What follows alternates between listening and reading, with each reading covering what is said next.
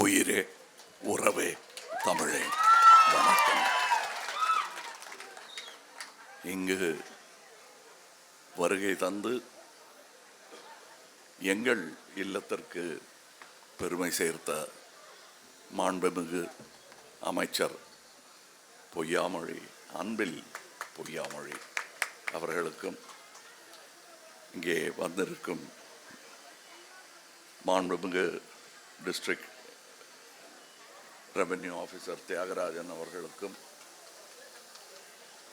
மாண்புமிகு மேயர் அவர்களுக்கும், என் நண்பர் தோழர் சக கலைஞர் அமீர் அவர்களுக்கும், எங்கள் கட்சியின் பிரசிடென்ட் மௌரியா அவர்களுக்கும், துணை பிரசிடென்ட் டெபுட்டி பிரசிடென்ட் தங்கவேலு அவர்களுக்கும், ஜெனரல் செக்ரட்டரி அருணாச்சலம் அவர்களுக்கும், இங்கே பின்னால் எப்படி ஸ்னேகன் விழாவை ஆரம்பித்து விட்டு அடுத்த வேலைக்கு நகர்ந்து சென்று விடுவாரோ அதுபோலவே இங்கே நின்று கொண்டிருக்கும் என் தோழர்களுக்கும் அவர்கள் பேர் சொல்லும் மேடை இன்னொன்று அமையும். அமையவில்லை என்றால் அமைப்போம்.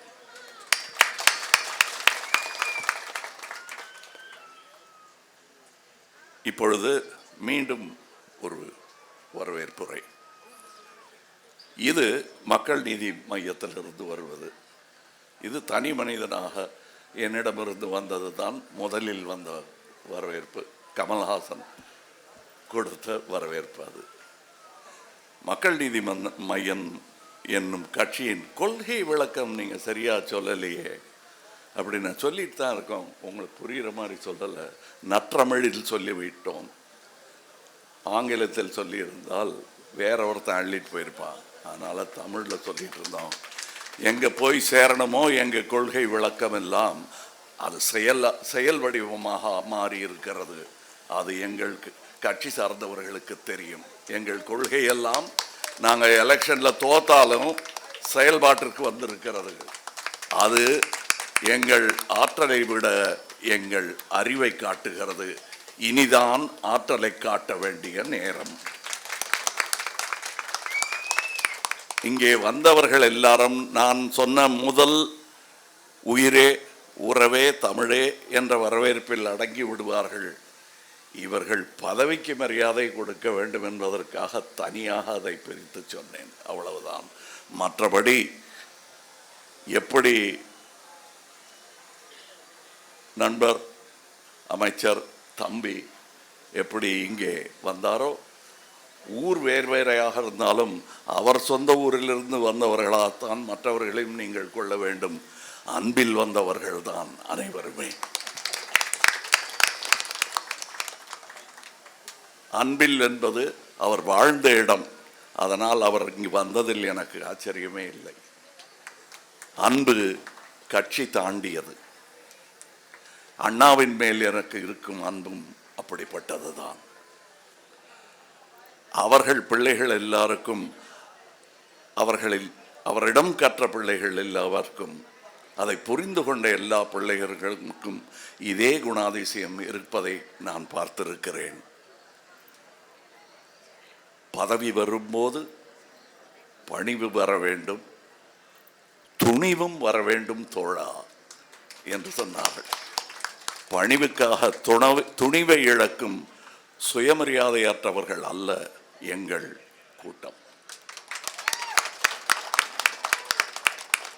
இது அன்பில் வாழ்ந்தாலும் பணிவு தெரிந்தாலும் துணிவு மறக்காத கூட்டம். அந்த கூட்டத்தில் அவர் அமைச்சராக வந்ததை விட அதிகம் பெருமை எனக்கு. அன்பில் வந்தார், என் தம்பியாக வந்தார். அப்படித்தான் எங்கள் உறவு. நான் இந்த அரசியல் நிலைப்பாடுகள் வெவ்வேறாக மாறி இருந்தாலும் இந்த அன்பு அப்படித்தான் இருந்திருக்கும் என்று நான் நம்புகிறேன். இங்கே வந்திருப்பது ஒரு இரங்கல் கூட்டத்திற்கு அல்ல. இது ஏற்றம் காணும் கூட்டம். இரங்கல் முடிந்து விட்டது. அவர் வாழ்ந்த நாட்களை நினைத்து பெருமிதம் கொண்டு அவரை ஏற்றி வைக்கும் கூட்டம் இந்த கூட்டம். நான் இரங்கல் கூட்டங்களுக்கு தாமதமாகத்தான் செல்வேன், அது தெரியும். என் காரணம், அந்த கூட்டத்தில் எல்லோரும் ஆறுதல் சொல்வார்கள், ஆனால் விம்மி விடைக்கும் அந்த சோகத்தை அடுத்த நாள் உணர்வார்கள். நான் எப்பொழுதும் ஒரு 3 நாள் தாமதமாக, 2 நாள் தாமதமாக வீடு வெறித்தோடி கிடக்கும் பொழுது நான் மட்டும் போவதையே பெருமையாக நினைப்பவன். அதற்கும் என் பகுத்தறிவுக்கும் நிறைய சம்பந்தம் இருக்கிறது. அதுதான் பகுத்தறிவு. ஒன்றை நிராகரிப்பதல்ல பகுத்தறிவு. ஒன்றை புரிந்து கொண்டு தேவையான அளவு நாம் அதில் இடைபடுவதும் பங்கேற்பதும் இருக்க வேண்டும். அவ்வளவுதான் பகுத்தறிவு. அதற்கு மேல் இல்லை என்று சொல்வது என் இஷ்டம், உண்டு என்று சொல்வது உன் இஷ்டம். ஆக அப்பப்போ அட்ஜஸ்ட் பண்ணிப்பீங்களான்னு, அட்ஜஸ்ட் பண்ணுறது தான் வாழ்க்கையை. அவரும் இருக்கணும், நானும் இருப்பேன். அதுதான் பகுத்தறிவு. இப்பொழுது இங்கே படத்துக்கு ஃப்ரேம் கட்டி மாட்டிட்டீங்க, அது அவர் உருவத்திற்கானது. அவர் செயலுக்கான ஃப்ரேம் எங்கே போடணும்னா, நீங்கள் போட்டது சிற்றப்பனுக்கான அடிக்கல் நாட்டு விழா. அது நான் இங்கே அவர் சொன்ன இடைச்சர்கள் போல் நானும் ஒரு இடைச்சர்கள் செய்ய கடமைப்பட்டிருக்கிறேன். இங்கு நான் வந்தது பொதுவாக ஒரு மன்னிப்பு கேட்பதற்காக. இவர் யார் என்று தெரியாது. பிக் பாஸில் பார்த்தேன், கவிஞர் என்று சொன்னார்கள். கொஞ்சம் எனக்கு தெரிந்ததை சொல்லி பார்த்தேன், அவரும் சொன்னார். அப்படி வளர்ந்த நட்பு. நான் இவரை கவிஞரே என்று கூப்பிட்டேன். அன்று மனது இலகி இருக்கும் அவருக்கு. ஏன்னா எனக்கு தெரியும், கண்ணதாசன் அல்லது வைரமுத்து என்னை பார்த்து கவிஞரேன்னு சொல்லிட்டாங்கன்னா 2 நாள் தூக்கம் வராது. அப்படி எனக்கு அவர் எங்கே தொட்டா அவர் என் பக்கம் வருவாரோ அந்த இடத்த தொட்டுட்டேன் நான். அப்போவே முடிவு செஞ்சுட்டார் இங்கே வர்றதுன்னு. ஆனால் இங்கே மன்னிப்பு கோரல் எதற்காக சொல்லுகிறேன் என்றால், உங்கள் பிள்ளைய நான் தத்து இடத்துக்கு போகிறேன்னு அவர்கிட்ட பர்மிஷன் கேட்கல.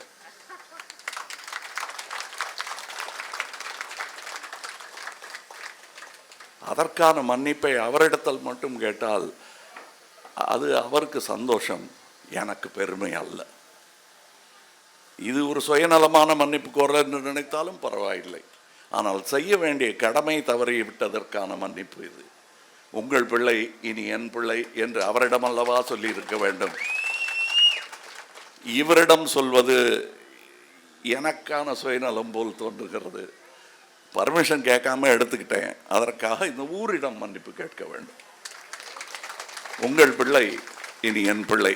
அடுத்து அவர் ஃப்ரேம் கட்ட வேண்டியது எது இருக்கு என்றால், அவர் உழுத நிலம் எங்காவது இருந்ததென்றால் அதை பாதுகாத்து வையுங்கள். அப்படி அதை உங்களுக்காக அவர் இழந்திருந்தால் அதை மீட்டெடுங்கள். அவர் பணி தொடர வேண்டும். அது உங்களால் முடியவில்லை என்றால் முடிந்தவர்களிடம் அந்த இடத்தை கொடுத்து அதை செய்ய சொல்லுங்கள். அதுதான் அவருக்கு நீங்கள் செய்யும் பெருமை. அவர் சட்டை போடாமல் இருந்தவருக்கு நீங்கள் மாட்டிவிடும் பட்டு சட்டை அது. இது எப்படி எனக்கு இந்த உத்வேகமும் கோபமும் உணர்வும் வருகிறது என்றால், என் தந்தை மரணப்படுக்கையில் இருந்தபோது துருப்பிடிச்ச கலரில் ஒரு கதர் சட்டை போட்டுட்டு அலைவார். அவர்கிட்ட எனக்கு சும்மா பாசத்தை காட்டினதா ஒரு சந்தேகம் வந்துடும் நமக்கு. எஸ்பெஷலி அவங்க போக போகிறாங்கன்னு தெரியும் போது சரியான பாசத்தை நாம் காட்டினோமா இல்லையான்னு ஒரு டவுட் வரும். அப்போ நான் கேட்டேன், நான் உங்களை நல்ல சட்டை போட்டு பார்த்ததே இல்லை. அவரை மகிழ்விப்பதற்காக கொஞ்சமாக நினைவெல்லாம் நல்லா இருந்துச்சு, மூச்சு தான் கொஞ்சம் கஷ்டப்பட்டுச்சு. அப்போ அவர்கிட்ட போய், இது பட்டு சட்டையும் வேட்டியும் வாங்கிட்டு வந்திருக்கேன், இதை நீங்கள் எப்படியாவது எனக்காக போட்டு காட்டுங்க ஒரு வாட்டி. எனக்கு எங்கேயோ குற்ற உணர்வு, என் வேலையை பார்த்துக்கிட்டு எங்கள் அப்பா அப்படி கணுக்கால் தெரிய வேட்டி கட்டுறது எனக்கு கொஞ்சம் கஷ்டமாக இருக்காது. ஏன்னா எங்கள் வீட்டுக்கு வர்ற ஆட்கள்லாம் அவர் வாசலில் உட்காந்து பேப்பர் படிச்சுக்கிட்டு இருக்கும்போது ஐயா இருக்காங்களான்னு அவர்கிட்டயே கேட்பாங்க. வீடு அவரது. அப்படிப்பட்ட எளிமையானவர். அவரிடத்தில் நான் அந்த பட்டுச்சட்டையை நீட்டுறேன். அவர் பேச முடியாமல் சொல்கிறாரு, அறிவு தெளிவாக இருக்க, மூச்சு தான் மூட்டுதுங்கிறது புரிஞ்சது எனக்கு. இப்போ அவர் சொன்னார், நான் எதுக்காக இந்த கலர் சட்டை போட்டேன் தெரியுமா, அது காரணம் இன்னும் இருக்கும் வரை நான் இதை போட்டுக்கிட்டு தான் சாகணும். சாகிறதுக்குள்ளே அது நடக்கலைன்னா இதோட தான் நான் சாகணும். நீ பட்டு சட்டை வாங்கி கொடுக்கணும்னு நினச்சேன்னா ஒரு 50 கோடி பேருக்காவது வாங்கி கொடு. அன்னைக்கு நீ பணக்காரன்னு மாற தட்டிக்க. இப்போ அப்பங்கிட்ட வந்து மாற தட்டாத அப்படின்னாரு. நான் கையை மொத்தம் கொடுத்துட்டு, சரி சரி பேசாதீங்க போதும் அப்படின்னு. அது காரணம், இதுக்கு மேலே இன்னும் சவுக்கடி தாங்க முடியாதுங்கிறதுக்காக நிறுத்தினேன். ஆனால் அதில் ஒரு பொது நலமும் இருந்தது. மூச்சு விட முடியாமல் கஷ்டப்பட்டு இருக்காரு. அவர்கிட்ட போய் நான் பொழிப்புரை கேட்டுக்கிட்டு இருக்கக்கூடாது. வாழ்க்கையின் ரகசியத்துக்கு பொழிப்புரை அவர்கிட்ட கேட்கக்கூடாது, நானாக புரிந்து கொள்ள வேண்டும் என்று நான் உணர்ந்த ஒரு மணி நேரத்தில் அவர் போயிட்டார். ஆக அவர் சொன்ன அறிவியலைத்தான் உங்கள் அப்பாவிடம் கேட்காமல் உங்களை தன்னகப்படுத்தி கொண்ட நான் சொல்லும் விஷயம், அவர் செய்த பணி நீடிப்பது மிக மிக முக்கியம். அதற்கு அடுத்தது தான் நீங்கள் எனக்காக செய்யும் இந்த பணி. அந்த லைப்ரரி, அறிவு வளர்ச்சி என்பது அதுவும் அவர் பணிதான். உங்களையெல்லாம் மறுபடி விவசாயத்தில் ஈடுபடுத்தாமல் உங்களை போய் படிங்கன்னு சொன்னார்ல, அதில் அன்பில் அவர்களுக்கு தெரிய வேண்டியது, இவர்களில் ஒரு அண்ணன் வந்து ஏடிஎம்கேல இருக்காங்க, இன்னொருத்தங்க காங்கிரஸில் இருக்காங்க. கட்சிகள் எதுவும் விடுவிட்டு போயிடக்கூடாதுங்கிறதுக்காக அவரையும் அறியாமல் அன்பில் இங்கே வந்திருக்கிறார். தோழமை கட்சியாக இருப்பதினால், உயிரே உறவே தமிழே என்பதின் அர்த்தம் புரிந்தவர்களாக இருப்பதனால் இங்கே அவரும் தன்னை அறியாமல் வந்து விட்டார். இனியும் வர வேண்டும். நீங்கள் அடிக்கடி கட்சிக்கு அப்பாற்பட்டது அன்பு, அதற்கு அப்பாற்பட்டது தொண்டும் தான். அதனால்தான் நான் முதலில் அரசியல் கட்சி ஆரம்பிக்காமல் முதலில் தொண்டு பழகிக்கொண்டு பிறகு அரசியலில் வந்து மூத்தவர்களிடம் என்னிடம் நீங்கள் அறிவுரை பெறுவது போல் என்னை விட மூத்த கட்சியிடம் நான் அறிவுரை பெற்றுக்கொண்டு இங்கே கட்சி தொடங்கி இருக்கிறேன். இதில் மாற்று கருத்துக்கள் இருந்தே ஆக வேண்டும். அதன் பெயர்தான் ஜனநாயகம். ஆனால் நாடென்று வரும் பொழுது நாம் கூடி நின்றாக வேண்டும். எதுக்காக நீங்கள் டிஎம்கேவோட போய் செஞ்சீங்க? நீங்கள் தான் ரிமோட் கண்ட்ரோல் எல்லாம் தூக்கி போட்டீங்களே டெலிவிஷன் மேலே. ஏன் நீங்கள் மறுபடியும் அங்கே போனீங்கன்னா ரிமோட்டை தூக்கி போட்டேன், அதான் சொன்னேன், விமர்சிக்கும் உரிமை ஜனநாயகத்துக்கு உண்டு. அது தூக்கி போட்டேன். ஆனால் ரிமோட்டை வேற ஆள் தூக்கிட்டு ஓடிட்டான். ஆகா, அங்கே போகக்கூடாதுயா. ரிமோட்டு ஸ்டேட்டோட இருக்கணும். கல்வியை நாங்கள் நினைக்கிறோம் ரிமோட்டை கொடுப்போமா, நாங்கள் எடுத்துட்டு வா திருப்பி, பரவாயில்ல அதை நம்ம ஒழிச்சாது வைப்போம். ஒருத்தர் மேலே ஒருத்தர் அடிச்சுக்க வேணாம், இனிமே எவனோ வந்து தூக்கிட்டு போயிடுறான் அப்படின்னு எடுத்த முடிவு தான். இந்த அலையன்ஸ் புரிஞ்சுங்க, புரியலன்னா சும்மா இருங்க.